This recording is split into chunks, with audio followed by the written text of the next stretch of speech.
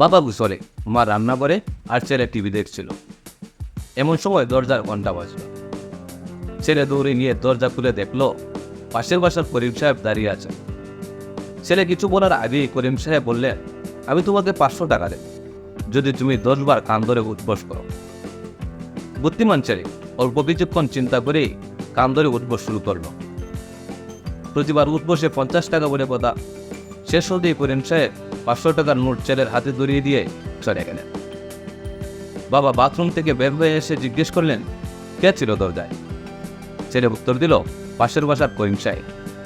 বাবা বললেন, ও আচ্ছা, আমার 500 টাকা কি তিনি দিয়ে গেছেন? শিক্ষণীয় বিষয়, আপনার দান দেনার তথ্য পরিবার এবং শেয়ার হোল্ডারদের থেকে গোপন রাখবেন না, এতে অনেক অনাকাঙ্ক্ষিত ঘটনা থেকে রক্ষা পাবেন। সেলসম্যান, অফিস ক্লার্ক এবং ম্যানেজার দুপুরে খেতে যাচ্ছিলেন। পথে তারা একটা পুরনো প্রদীপ দেখতে পেলেন। তারা হঠাৎ কৌতূহলবশত গোসা দিতেই আলাউদ্দিনের দূত বের হয়ে এলো। দত্ত বলল, আমি তোমাদের একটি করে ইচ্ছা পূরণ করব। আমি আগে বলে চিৎকার শুরু করে দিল অফিস ক্লার্ক এবং দত্তকে বলল, আমি বাহামা সমুদ্র দ্বীপে যেতে চাই, যেখানে অন্য কোনো ভাবনা থাকবে না, কাজের কোনো চাপ থাকবে না। অতঃপর তিনি চলে গেলেন বাহামা দ্বীপে। এরপর আমি বলতে লাগলো, সেলসম্যান, আমি মিয়ামি বিচে যেতে চাই, যেখানে শুধু আরাম আর আরাম। যেই কথা সেই কাজ, তিনি চলে গেলেন মায়ামি বিচে। এবং দত্ত ম্যানেজারকে বলল, এবার তুমি বলো কি চাও তুমি? ম্যানেজার বললেন, আমি ওই 2 দলকে আমার অফিসে দেখতে চাই এবং এই মুহূর্তে। শিক্ষণীয় বিষয়, সব সময় বসকে আগে কথা বলতে দেবে, তা না পারে নিজের কথার কোনো মূল্য থাকবে। একটি ঈগল গাছের ডালে বসে আরাম করছিল। এমন সময় একটি ছোট্ট খরগোশ ঈগলটিকে দেখে জিজ্ঞেস করল, আমিও কি তোমার মতো কিছু না করে এভাবে বসে আরাম করতে পারি?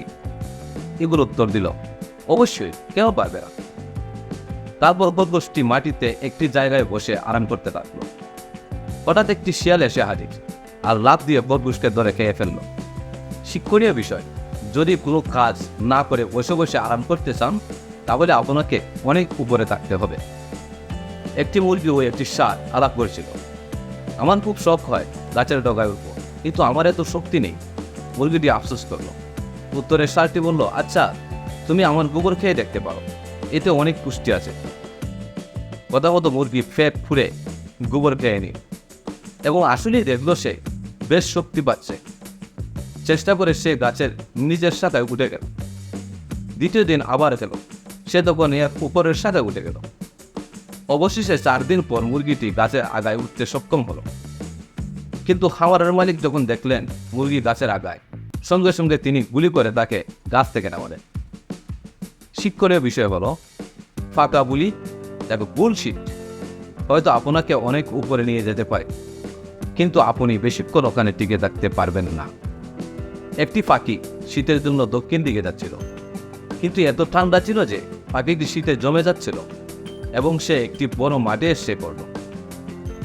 যখন সে মাঠে পড়েছিল, একটি গরু তার অবস্থা দেখে তাকে গোবর দিয়ে দেখে দিল। কিছুক্ষণ পর পাখিটি বেশ উষ্ণ অনুভব করল। যখন গোবরের গরমে সে খুব জর্জর হয়ে উঠল, আনন্দে গান গেয়ে উঠল। এমন সময় একটি বিড়াল পাশ দিয়ে যাচ্ছিল। পাখির গান শুনে খুঁজতে লাগলো কোথায় থেকে শব্দ আসছে। একটু পরই সে গোবরের কাছে আসে এবং সঙ্গে সঙ্গে গোবর করে পাখিটি বের করে তার আহার বানিয়ে নিল। এখানে শিক্ষণীয় বিষয় 3টি। 1, যারা আপনার উপর কাদা চুরে তার সবাই আপনার শত্রু নয়।